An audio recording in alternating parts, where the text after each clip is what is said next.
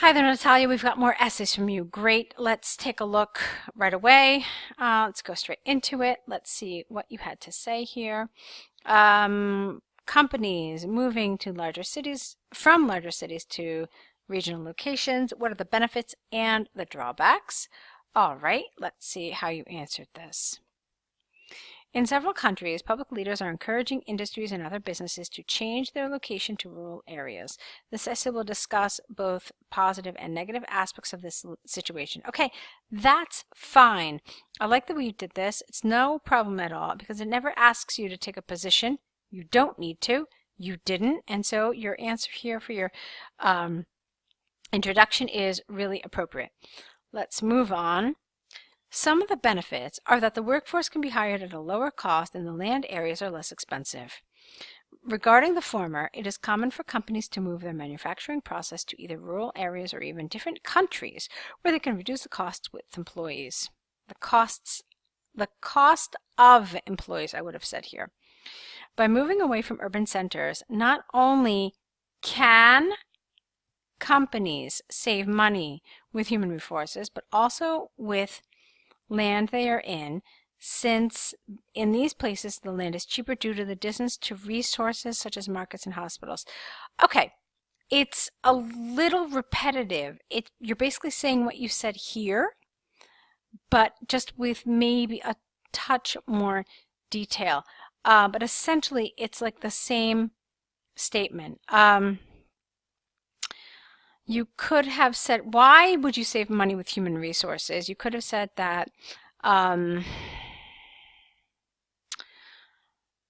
due to the lower cost of living in these areas, salaries also proportionately fall. Therefore, hiring people would be cheaper, and the land itself is also cheaper in these areas. Okay, so just phrasing it a little differently would have helped here. A good example is the Nike. It's not an industry. Nike is a company. Okay, so a good example is the Nike company, which has moved some of its industries, some of its factories to rural areas of the United States and also moved several of them to countries such as India, China, and Pakistan. This way, Nike could reduce the final price of its products, therefore being more competitive. Okay, fine. On the other hand, some of the drawbacks would be that the workforce might be less qualified and that the lands are more sensitive to pollution. Okay, interesting. Why? Regarding the workforce, being able to cut expenses on the employees, I don't know what you mean, on the employees, cut expenses, I don't know if on is the right word here. Probably, no, don't tell me that it probably means, just tell me that it means. Or else potentially means that these workers will not be skilled enough for positions that require, without the S, a great level of experience or education. Okay, what do you mean by that? I need maybe a little more explanation of this. Why do you assume this, that they will not be skilled? Okay, moreover, the land in rural areas tends, why is it tends? Because the land tends to be more environmentally regulated since there are more green areas and consequently they are more sensitive to pollution. Okay, that's interesting. To illustrate, there is the case of a Brazilian oil company that built a refinery in a small city and had to close its doors since it could not receive environmental license to operate. So what's the takeaway? What do we learn from this? Okay, so to conclude, some positive aspects such as more affordable land and workforce can reduce costs. However, the company should be concerned about not finding skilled employees and polluting the environment. Okay, so you've done a good job overall. I'm really happy with this, generally speaking. So the grammar was good, the vocabulary was good, the coherence and cohesion aspects didn't really raise any major issues, so everything was really well executed. There were just a couple of parts regarding the task achievement that needed a little tweaking. Okay, so a few things that we already talked about that I went into some detail that you need to look a little more carefully at. Okay, maybe a little extension here, maybe a reframing elsewhere. Okay, so keep all of that in mind, and with that we go on to your task 1. It's a letter to your relative who's coming to visit. Let's see. Dear Nora, how are the preparations for your travel? Are you ready to have some fun? I'm writing because unfortunately I won't be home when you arrive. But don't be scared since I'll give you all the information you need here in this letter. Okay, all of this is fine so far. I like it. It's friendly. It's very cozy and it feels like you're talking to somebody you're very close to. But I want you to remember that this is an English exam, okay? And so they are testing certain things. We absolutely do this all the time. In spoken speech, a lot of times in informal writing, we also start a sentence with but. For the purposes of IELTS, just avoid it, okay? Like I said, it's something native speakers do all the time, but since it is an English language exam, show them that you know that this isn't really standard English, okay? Now, having said that, I don't want you to write something like yet or however because they come off as a little too formal. So all you really need to do here was just get rid of this full stop and make this a lowercase but. All right, it should have just been one sentence. So let's look at it again as one sentence.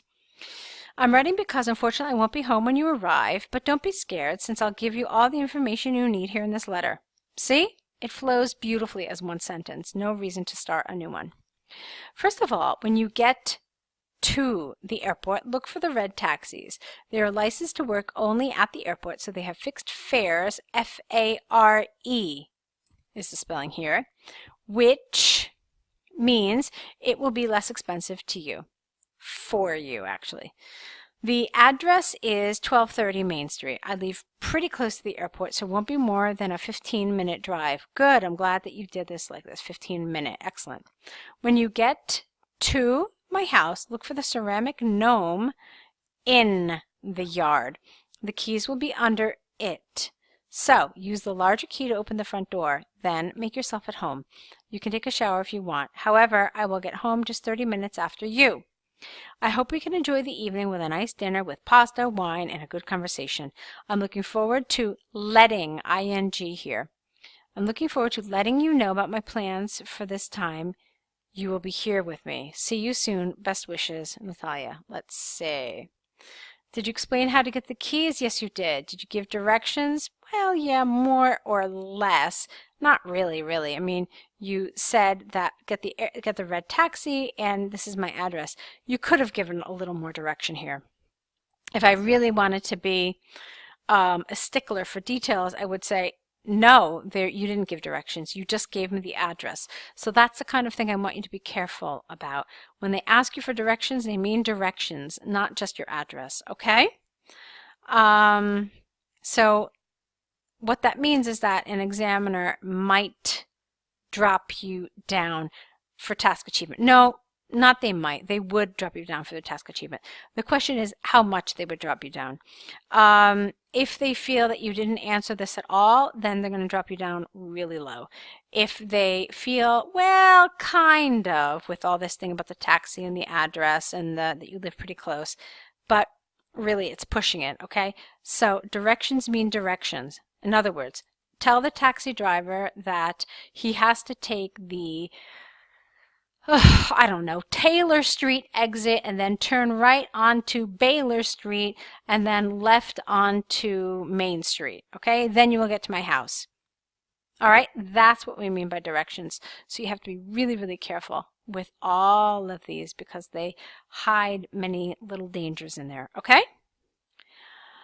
Okay, did you give suggestions on your evening plans? Well, yeah and no. You didn't really give suggestions. You just said, I hope you could do this. And, I mean, you didn't give alternatives. I kind of feel when I see this give suggestions on your evening plans that suggests you're giving the person some sort of a choice. So, for example, I hope we can enjoy the evening with a nice dinner with pasta, wine, and a good conversation. Alternatively, we can go to a hard rock bar where I know you will love the music and we can have a couple of beers. Okay, so that's suggestions. What you wrote here was really just telling your friend, your cousin, or whoever what you're going to do. Okay? So what I'm trying to tell you here is that you really need to pay close attention to these bullets, okay? Because they essentially hide for you what the examiner expects to see. Okay, other than that, it was good though, so just be aware of your task achievement. I gave you lots of feedback already on your task 2, so go ahead and correct these now, return them corrected, add to your error correction list, and write your next set of essays. Okay, good job, and I will await your next set of essays.